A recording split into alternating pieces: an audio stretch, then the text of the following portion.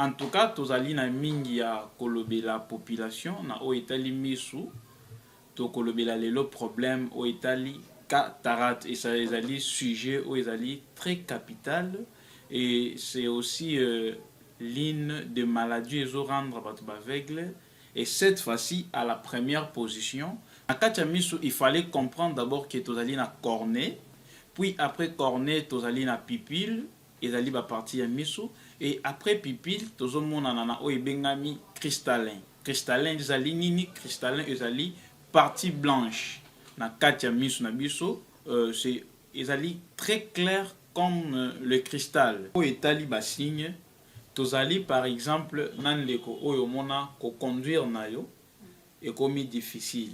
Donc dans quelle chance, dans quel genre, si vous conduisez pendant la nuit et que parfois wana ba minda wana ibecho na misu ozo supporter, il y a ce qu'on appelle l'écoulement et ya misu.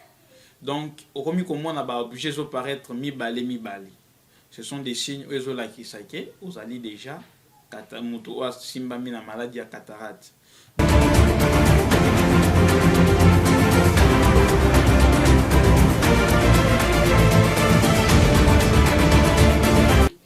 Ok, bonjour. Ezali Dr Pano Patrick, expert en magnétothérapie.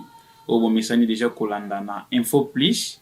Donc lelo tozali lisusu pona kolobela bino na babokono o ezali ko déranger biso bato et surtout tozali nanu na misu toko développer mingi na maetali misu avant to kita na babokono misusu. En tout cas tozali na mingi ya kolobela population na o etali misu to kolobela lelo problème o etali cataracte et ça ezali sujet o ezali très capital et c'est aussi l'une des maladies ezo rendre bato baveugle et cette fois-ci à la première position. Donc cataracte ezali première maladie au monde o ezali ko rendre bato baveugle et c'est pour cela vu que question eyaki mingi na kati ya cabinet yango tomoni malamu tolobela yango lelo na kati ya émission. Ok, merci beaucoup docteur. Depuis lelo tozolobela cataracte. Cataracte d'abord, définition na moizani so habito définir cataracte. C'est quoi? Merci beaucoup. Na o etali cataracte. Tout d'abord mot cataracte est outil na ba latino donc est outil na latin, ce qui veut dire un chute d'eau, cataracte. Donc, comment cataracta. Donc, c'est un chute d'eau. Lorsqu'on parle des cataractes, tozomona directement bisika ezoaka. Donc, tozomona cristallin. Na katia misu, il fallait comprendre d'abord que tozali na cornée, puis après cornée, tozali na pupille, ezali ba partie ya misu, et après pupille, tozomona na o ebengami cristallin. Cristallin ezali nini? Cristallin ezali partie blanche. Na katia misu na biso, c'est ezali très clair comme le cristal. Donc cristallin ezali clair, ezali ko jouer musala oyo appareil photographique ezali ko jouer donc ko kanga bilili pe ko lakisa yango. Alors que cristallin ezali ko zwa bilili wana elekisi yango na kati ya misu na biso ti eke ko memama na ba place tolobaki l'autre fois na émission na o etali ba nerf optique avant ekinde ko koma na cerveau. Donc yango na musala cristallin azali ko jouer. Alors maladie oyo cataracte donc ezoya na bozipami ya cristallin lokola touti koloba kozo comprendre que cristallin ezali na katikati ya partie na biso ya mwindo sosota na partie ya mwindo mona moi signe moko lokola moi litoba. Donc c'est ça ce qu'on appelle cristallin. Alors partie oyo au mona qui ezo changer couleur et comme jaunâtre donc et changer couleur ezali maladie tozobenga cristallin. Et yaka suite peut-être ya mutu du choc, suite ya mutu azali avancé en âge. Là je parle déjà na ma o etali ba cause. Donc ezali o ezo memela biso maladie ya cristallin. Donc il y a cataracte. La plupart ezali cause o ezali o tobengi âge, facteur âge. De même que ceux qui a mutu ezokoma pembe, de même que cristallin ya mutu ekinde ko so pacifier na oyo tobengi cataracte. Donc mutu aki mango te, plus tard il y aura toujours l'apparition ya oyo tobengi cataracte na kati ya miso ya mutu. Wow. Merci beaucoup, docteur. Il y a combien de types il y a cataracte? Ok, merci pour oetali ba type ya cataracte. Tozali na yango mingi ba type ya cataracte, mais lelo na kati ya émission tokolobela deux types ya cataracte. Oyo ezali cataracte sénile, oyo ezali ko se caractériser na bosimbami ya cristallin, cela veut dire konuna ya cristallin. Cristallin enoni, yango wana tobengi yango cataracte sénile. Tozali na cataracte misusu oyo tobengi congénitale, cela veut dire oyo mutu azobotama nango dès lors que ba médecin bamoni yango na kobotama ya mwana ezali na grande chance ya kolongola yango, alors que ceux qui bamoni yango te lorsque la personne azali na kokola maladie pe ezokola. Donc ezali des types oyo tokolobela lelo, il y en a beaucoup na oyo etali maladie oyo ya cristallin ya cataracte. Donc ezali mingi pe lisusu na kati ya émission ya lelo bandeko bakokende kodécouvrir différence nini ezali entre myopie na hypermétropie, différence nini ezali entre hypermétropie na oyo tobengi presbytie. Donc c'est ça oyo toko découvrir na kati émission avant toyeba na koyeba ba cause mais aussi oyo etali ba signe ya maladie. Donc tokolobela oyo etali myopie. C'est un sujet pertinent à chaque fois na ba question ou soit na bandeko komomo na batu mingi bazali na ba problème ya ba lunette. Donc la plupart ya masse ou soit ya pourcentage ya batu na monde bazali ba myope. Et pourquoi? Tokoloba peke tozali na facteur bengami environnementaux ou ezali ko permettre ou soit ko occasionner maladie et se croître. Donc pour les rechercheurs on va aller chercher tous les jours, on nous donne des nombres fous pour nous dire qu'avec le temps, peut-être 10 ans plus tard, Tokozalana, tout le monde, donc 50%, Tokozala atteint un problème de myopie. Donc c'est un sujet où Ndeko Balingi et Bongi va prêter vraiment matoi. Donc à la prochaine émission, tu vois le bela spécialement myopie. Alors qu'aujourd'hui, tu repères sakaka différence entre yango na hypermétropie. Les myopes ezali mutu azali komona les objets lointains, les objets qui semblent être trop loin, ezali flou par rapport à biloko ezali pembeni. Donc lorsqu'on parle il y a distance wana tozana nuna vision oyo to bengi périphérique, tozana vision to bengi périphérique, tozana vision to bengi vision courte ou soit vision de près na vision ezali éloignée. Donc vision oya katikati ezali vision bato commencer à la mingi. Donc vision le bango standard parce que c'est le vision où ezali en espace il y a 60 cm ou 80 parce que bato doit travailler mingi na ba ordinateur.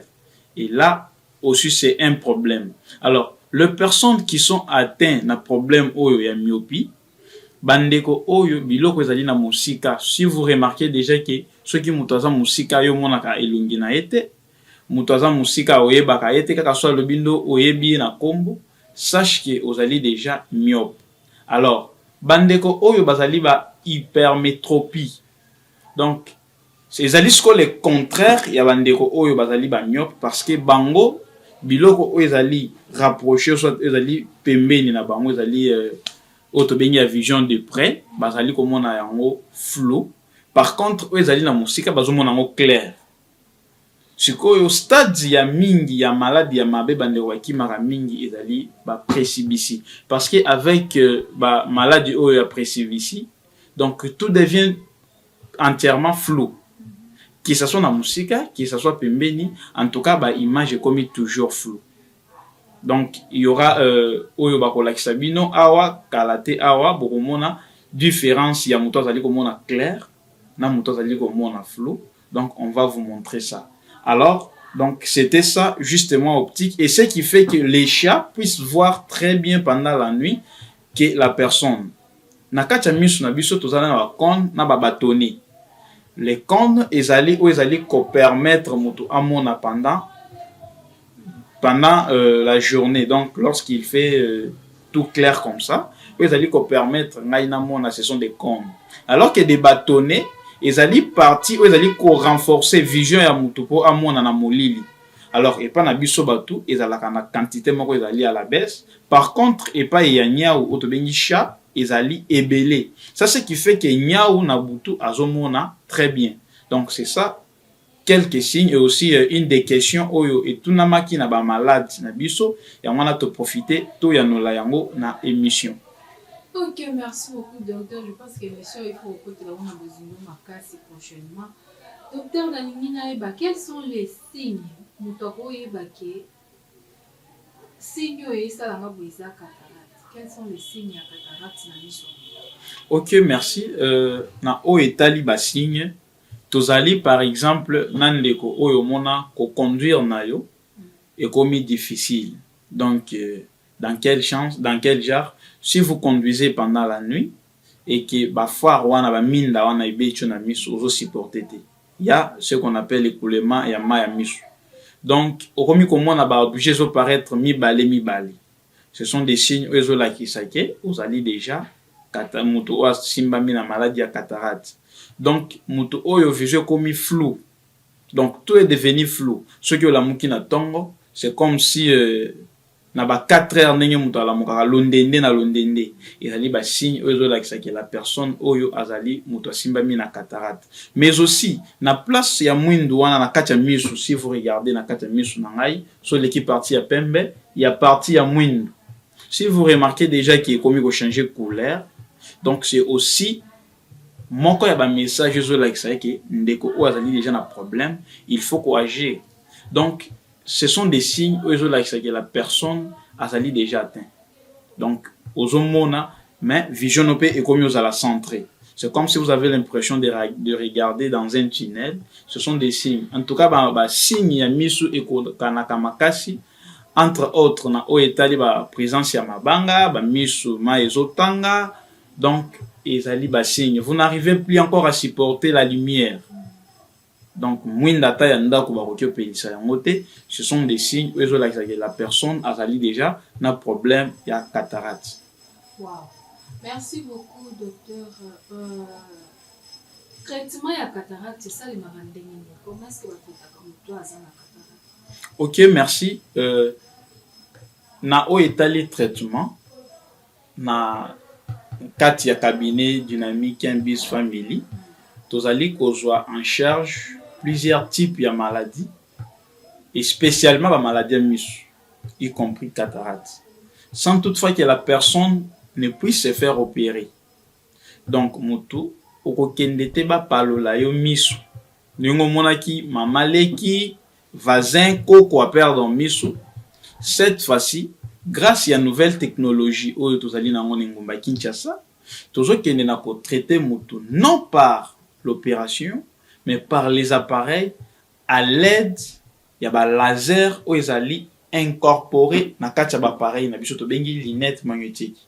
Donc sans toutefois passer par l'opération ni ba injecter ba kisi, mais à l'aide seulement les appareils. Donc mutu alongwe na stade oyo ya malade, puisque quand tozoyoka pe tozo participer na ba opération ya misu zo lekana na Kinshasa, en tout cas bandeko mingi ba perdre ba misu na bango, alors que c'est la chose où tozali ko lité nango suite nini bomoni tozali sikoyo na Kinshasa ezali pona ko limiter ceux qui sont en train de se passer na kati ya Kinshasa par rapport ya ba opération. Baka wana ememi bandeko mingi na ko perdre misu, alors que la personne abotama na misu normal, akola normal, il se retrouve a commis un aveugle. Pona nini azalaki na mwa mal ya misu akei po balongola ye nango, cela veut dire ba opérer. Après l'opération et lors de l'équipe bien te mutu ole kutu azonga na ndenga azalaki, mais se retrouve maintenant à perdre na azalaki a commis aveugle.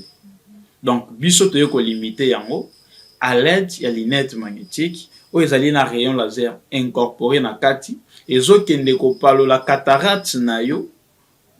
Donc sans toutefois déranger, sans toutefois oyo kapasi malembe sûrement, c'est un traitement doux. Malembe jusqu'à ce que et loko oyaki kozipa cristallin na yo wana, c'est comme si ezali mafuta, c'est comme si vitre za salité. lorsque moto aza na nsima kuna ozomona biloko eza flou, alors que sauf les fenêtres tout est clair. Donc c'est ça avec la cataracte. Ezokende kolongola ba salité wana ba mafuta ozomona ezoparaître liboso na yo wana. Ozomona c'est comme si rideau ezali ezo empêcher omona na ngamba. Alors linette ezali na capacité ya kokende kolongola yango vision ezongi clair directement la personne voit. Donc yango wana ezali objectif na biso oyo tozali nango pona kozwa en charge ba patient na biso. Merci beaucoup, docteur. Les objectifs m'ont bien encouragé. Docteur, comment éviter cataracte? Nous devons à éviter cataracte.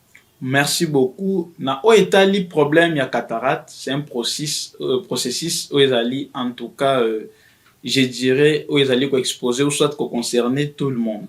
Maladie ya cataracte puisque ezali maladie oezoya avec âge. Mais il y a de procédures oyo muto akoki ko emprunter avec peu de chance pour s'emparer, donc pour éviter maladie. Entre autres, tozali na oyo to bengi pour se protéger ya misu. Pour se protéger ya misu quand vous sortez dans la rue, tant vous tambola, apprenez l'habitude ya kozala na ba verre médical. Pas seulement les verres, ou soit ba lunettes to bengi banti soleil. Donc ceux qui vous allez na banti soleil, ozolata ezali ko limiter ba cause mususu wana. Ezali pe na auto bengi alimentation mutu ezali ko compter ce que vous mangez. Mangez plus les fruits, mangez les carottes, mangez les oranges. Donc ezali ba fruits ou ezali ko apporter ba vitamine na kati ya misu pour na empêcher processus ya vieillissement ya cristallin puisque ezali te ke maladie moko yeme infection kanyo non. Ezali organe ezali kati na misu na biso. C'est comme lorsque je deviens un vieux en âge, qu'est-ce que vous allez constater? Beaucoup moins que même ceux qui n'ont pas changé couleur et comme vous allez pembe.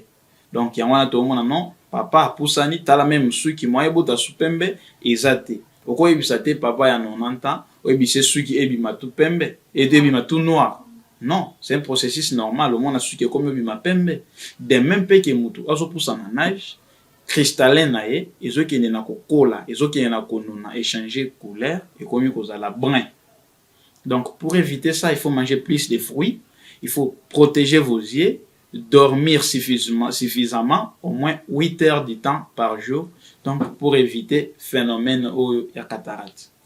Docteur, cataracte qui par âge, cataracte est comme ça un bébé qui est né de 2 ans, 3 ans, est-ce que qui par âge?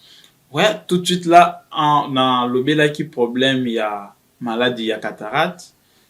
Bah, vieux, le sujet âge, en tout cas, il y a un pourcentage monene. Donc, lorsque vous devenez vieux, en tout cas, sur 100%, on peut parler de 80%. Il y a processus, soit il y a chance, il y a moutou, à quoi il y a problème, il y a cataracte. Alors que moi, na oua botamina yango, akoki ko se retrouver ceux qui basalaki kebate ou soit ceux qui maman landelaki ba kilo malamu te moi na akoki ko se retrouver na cataracte. Et aussi ceux qui ndeko azwi accident parce que dans ba cas accident auto le belité ndeko asali accident o yeke ami bambi mutu na se et misu et lui choc et okipe ko bimisa cataracte. Donc c'est aussi moko ya baka mais mingi facteur âge yangonde esalarake bandeko bakoma na problème ya cataracte. Docteur, tout le monde a cataracte et comme ça va montrer sous pembe. Alors bino awa ceux qui montent comme déjà li sous pembe wana azana makoki ya kopika na système ya lunette ou le. Oui, tout le monde chez nous peuvent se faire traiter. Donc sauf un aveugle. Ndenge na lobaka yango toujours qui est moto oyo misu ezokene na kobeba ikomi près na kokufa ou soit ebandi kobela en tout cas kobanga te même si misu na yo komi pembe kobanga te mais eza na ba test oyo tozosala eza na ba test oyo tokosala mpona koyeba ndeko oyo akomi aveugle ou pas parce que eza ndeko mosusu atikali kana foi mais tout est devenu noir pour lui. C'est un aveugle mais aandima ko admettre en côté nazo se manquer na ba aveugle te mais ezali ko interpeller conscience ya bandeko o bazali en bonne santé na misu zo mona nanu pour ba mise en charge. Donc yo oyo nano perdre misu donc complètement te misu ezananu même si vision etikali mukie. C'est ça les grands temps. Ya kozwa ba numéro ezali affiché liboso na bino pona ko benga oya okutana na ngai pona bimisa yo na kati ya libulu oyo ezali ko benda yo po okende kokoya na problème ya aveuglement. Donc tolobi même si maladie ezali très avancée, tozali na capacité ya ko benda kolongola maladie wana. Mais ceux qui déjà okweli les kama ya kokoya na ka ya aveuglement, en tout cas de ce côté là tozali nelo otokosala te pona yo. Myopie ezali maladie ya miso, c'est un défaut visuel où ezali ko se caractériser na oyo to bengi bulu yeki ya vision na lobi défaut visuel ezali ko salema na processus ya ke ceux qui biloko ezali éloigné ils vont apparaître flou, ceux qui ezali pembeni mtazomona ngo clair. Yango wana je vais donner un exemple. Omoni ndeko azalaka na tendance mwana o constater que pour mwana tanga apusaka. Donc mwana azopusa toujours kaeboye ezali pona ko lakisa que mwana wana azomona très bien te. Azomona bien te pour mwana bien, il faut apusa papier na ye soit cahier na ye voire même à 1 mètre pour que mwana wana amona bien. Ce sont des processus où l'enfant est déjà malade. Alors, problème au moins nazobela ezali problème où il y a 3 maladies na sitaki au bazali ko éviter mingi ezali problème ya précipici. Donc, quand je parlais de précipici, ezali pona kolobaki, ezali pona kobangisa yote. Ezali pe pona kolobate que vous allez déjà condamné à l'échec. C'est pour vous montrer qui est maladie ou ezali dangereux. Pourquoi ezali dangereux? Tout devient flou. Ceux qui ont la lunette, moi yo mona ezate. Donc, au komikaka moungo ya lunette. Non, lunette, nangai, les personnes peuvent penser qu'ils n'ont malade à miso. Non, c'est normal. Ils allaient juste pour qu'on se préserver dans l'état ba poussière, dans nzela.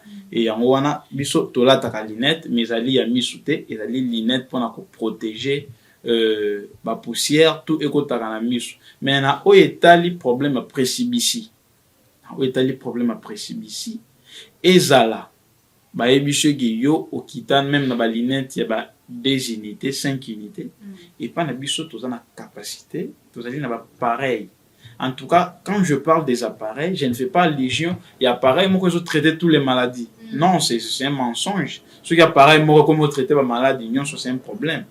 Donc ils en a ba pareil il y a lolenge na lolenge où ils allaient ko s'occuper na cas précis. Les cas il y a problème à précipici.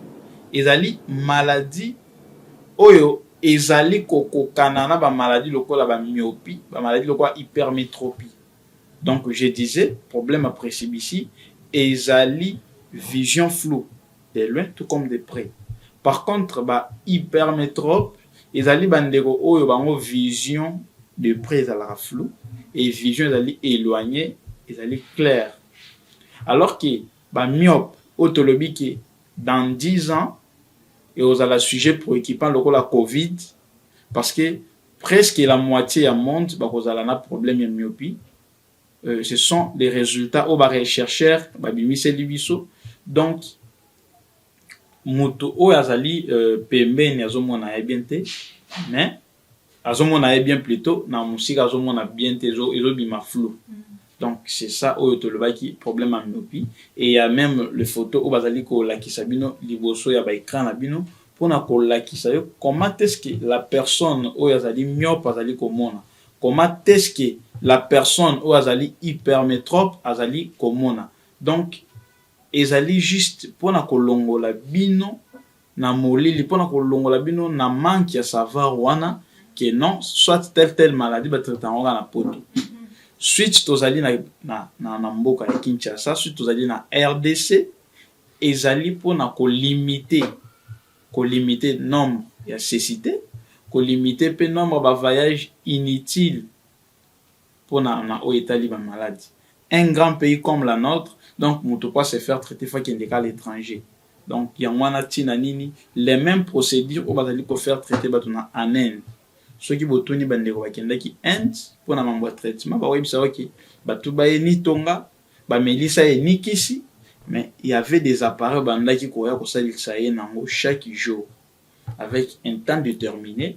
Le personne là retrouver qui santé na bango normal yango na bazongi. Alors le même façon ya ko travailler, le même manière ba pareil wana ezali kuna bazali ko traiter nango ba patient yango na tomimaki yango na RDC pona koya kobikisa bandeko na biso. Donc suite tokendaki na mikili ya poto pona ko yiba, donc ko accueillir connaissance, koya ko tia yango na porter à tout le monde en RDC à Kinshasa pour na ko limiter ba nombre ya bokufi ya miso. Ceux qui ont remarqué mingi bandeko bakomi ba aveugle mingi so tamboli na Kinshasa et surtout na Gombe oki ko s'en passer 5 minutes sans toutefois remarquer qu'un aveugle est en train de passer accompagné de la personne. Encore une fois nazo se monkete mais nazo tirer bino bandeko oyo bozali kolanda ngai. C'est ça les grands temps, il y a qu'on s'en charger, il y a pas problème vous allez ko déranger. Il y aura pas un ange Gabriel qui quitter directement quoi ilikola et bicho que je suis venu te guérir. Non. Tout ça sous une époque il y a Moïse te oyo man e ko kwea na désert pour batubalia. To komi na temps ya grâce. Donc Jésus-Christ vous allez ko fonctionner à travers les gens. A pesi biso maele apesi biso pouvoir wana ya koya ko guérir bino. Alors ce qui reste à vous, ce qui reste chez vous est de venir et de se faire traiter. Aux alliés pasteurs, c'est ça les grands temps, il faut se faire traiter de père qui oti kabandeko ba orphelin de père spirituel. Aux alliés papa, aux alliés un PDG, aux alliés contrôler structure ya batu belé. En tout cas, c'est ça les temps. Koyoka batu sonité pour na koloba kozo bela. Puisque bateau bazali malade. L'autre fois, semaine dernière, na yambaki mutu awa, la personne qui ne va presque pas. Mazo fente bango na kokota wana non nazo mona botikanga na otambola batiki azo tout à la porte. Donc c'est pour vous dire que bateau bazo bela déjà problème à miso balinga kate bato bayi bazo bela. Alors yo ozo landa ki sozo mwasi na ye, oza mobali na ye, ozali sujet ya ko memaye. Aujourd'hui, sujet à commémorer, voilà tel cabinet, toyoki na télévision qui bazali ko traité, toke sur place pour tout le monde, ce qui va causer la pour un problème na yo. Puisque ceux qui a perdu dormi sur ce monde wana, donc en tout cas, j'ai fardeau mususu na famille. Moi na moko bonga ki atanga kiela si lobi ya ko comme ministre, akozala condamné ko tambola na maman na ye ou soit papa na ye pour na ko permettre ye akoma na bisika nyakini. Alors que moi na wana za sansa qui de classe lobi à cause de la cadre ya mboka oyo ou soit kopesa biso maele ne loko songolo pakala. C'est ça donc les grands temps ya kozwa en charge problème vous allez vous déranger yo. Donc c'est mieux ya ko guérir maladie ne bandeli que air comme makasi. Donc ezali si simple ya ko se faire traiter chez nous sans toutefois les kana opération sans toutefois au melabaki soit au michaka bakisi na miso ningo zo michaka wana de peur que opère do yango tozali wana sur place pona ko traiter bino à l'aide ya ba appareil magnétique. Wow, merci beaucoup docteur, je pense que toke basuka soki okoki kopesa adresse numéro de téléphone avec un conseil nako ya suka pona maladi info plus sache. Merci beaucoup. Na oitali ba numéro na biso oyo même bozali komona liboso ya écran na bino ezali 099 781 23 73. Na bandeli lisusu numéro ezali 099 781 23 73. Adresse na biso tozwami na quartier 3 commune ya Masina, avenue Lunda, numéro 29. Donc, c'est ça notre adresse. Dès que ceux qui ont outil, na ba commune d'Ali Kolo, en dehors ya Tchangu, aujourd'hui, ba transport qui est tout Kingasani, au Kiti na Sosimex, le rôle la référence, au Talanangambu ya Masina, au moins la station totale, une fois au Kati Sintela, au moins la même bateau moto bazawana, au moins avenue Koti Amwana na avenue Lunda, au Poussani Kino na numéro 29, tozali wana. Toko yambao. Ce que bengi na ba téléphone, en tout cas toko joyeux. Le mieux est d'appeler avant de venir puisque tozoyamba selon rendez-vous. Soki oye sans rendez-vous, en tout cas ozala pasi, parce que ozala obligé ya kozela bato tout okuti liboso na yo avant toyamba yo. Yango wana tolobaka mingi, il faut appeler avant de venir pour to classer na liste ya bandeko oyo tozali koyamba. Donc la prochaine fois na émission oyo tokolobela bino, tokobimisela bino mingi na exemple ya bamisu oyo tosi totraité, parce que bamisu wana bomona eta ekomelaki na ba eta ekomeli, eta oyo ezalaki na eta oyo ekomeli. Donc ezali mpona kolakisa bino ete mosala ezosalema na kati ya cabinet, ezali question te ya ovanda na ndako ozela kino mokolo kobika, mais ezali question ya kobouger de là où vous êtes mpona korejoindre na biso ozala traité na problème ezali kodéranger yo. Merci beaucoup, docteur. On rappelait combo à cabinet. Combo ya cabinet ezali Dynamique Chem Biz Family, ezali Dynamique Chem Biz Family. Donc tozali awa Masina, mais pour bientôt tozala pour Kinshasa Mobimba, pona ko permettre bandeko bazali mosika na bakitambo, bandeko bazali ba cité verte, pour bazala na facilité ya kokoma sans toutefois basala ba longue distance. Mais pour l'instant tozali na Masina, quartier 3, avenue Lunda numéro 29, nde bisika tozwami, tozali koevre, tozali ko traiter plusieurs maladies, non seulement ba maladie ya misu, tozali ko traiter maladie lokola prostate. Si Dieu nous prête vie la semaine qui commence ou la fin de cette semaine, ezali sujet tokolobela prostate, parce que c'est la même maladie au mobuto kufela wakimela Congo ezali prostate. Donc tokolobela bino pe na o etali prostate po boyeba que prostate ezala maladie te, ezali organe oyo mwana mobali nyonso azala nango. Donc tokolobela bino na o etali prostate. To traitera pe lisusu maladie lokola diabète. En tout cas, que ça soit héritage, yango comme le roi héritage à famille na bino. Donc na cabinet tozali na makoki ya ko traiter on a problème ya diabète. Bandeko oyo bakoma bakoboy fatigué. Donc mibali wana o bakoma bakoboy fatigué, tozali ko traiter bango. Donc ce n'est pas important ya kokima mobali na yo sous prétexte que azo répondre na ba attente na yo te sexuelle.